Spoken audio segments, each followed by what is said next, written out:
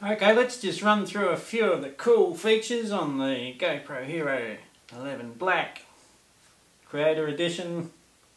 First of all, the media mod.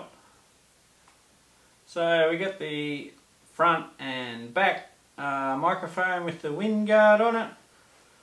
It's got three little doors here. One's got a 3.5mm jack for external microphone, which you could put on one of these hot shoes. It's got the USB-C charging cable, so it'll charge the GoPro Enduro battery when you charge your Enduro battery. And thirdly, you've got a mini HDMI cable, which is really cool. One thing which is a bit unexpected, they got a couple of the prongs coming here, which I haven't even figured out how to get them out yet, but they're in there.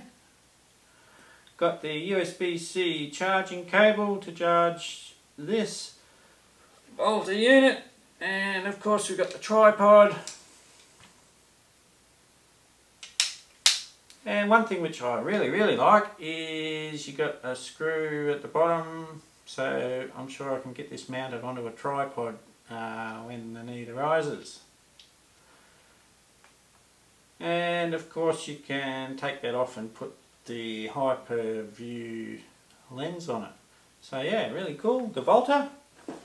One other cool thing you get is the box. The light mod, fully rechargeable. There's a little recharge thingy there, and on-off button. There we go, on-off. 3 different levels, but you just hold it for a second or so and it'll turn off. It's supposed to come with a 32GB SD card. Comes with a GoPro subscription. And comes with all the extra cables and knickknacks in the box.